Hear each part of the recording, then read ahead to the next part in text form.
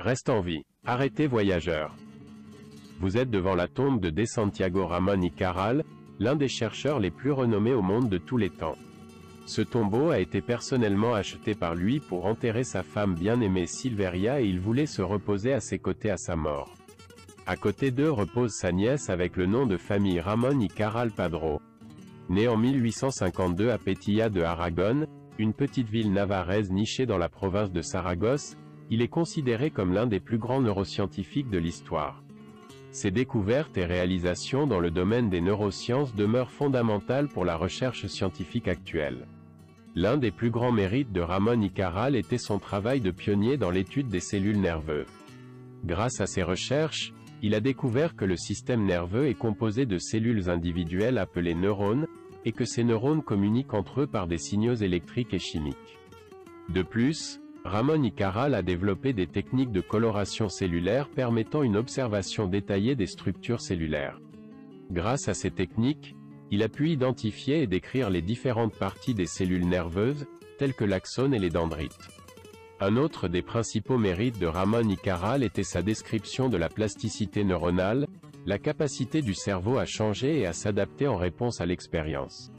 Cette idée révolutionnaire a joué un rôle déterminant dans le développement de traitements pour les maladies neurologiques et les troubles psychiatriques.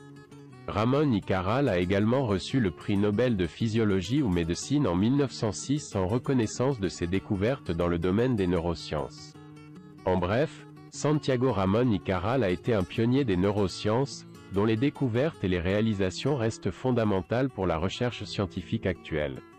Ses travaux sur l'identification des cellules nerveuses et la description de la plasticité neuronale ont été particulièrement influents dans le domaine des neurosciences.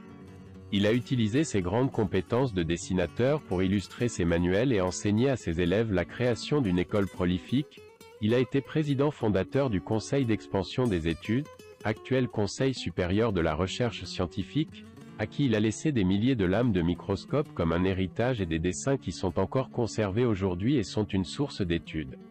L'un de ses principaux passe-temps était la photographie et en cela il s'est également démarqué en réalisant la première photographie couleur prise en Espagne, qu'il a toujours portée dans son cœur. Père de 7 enfants, sa descendance dépasse aujourd'hui la centaine.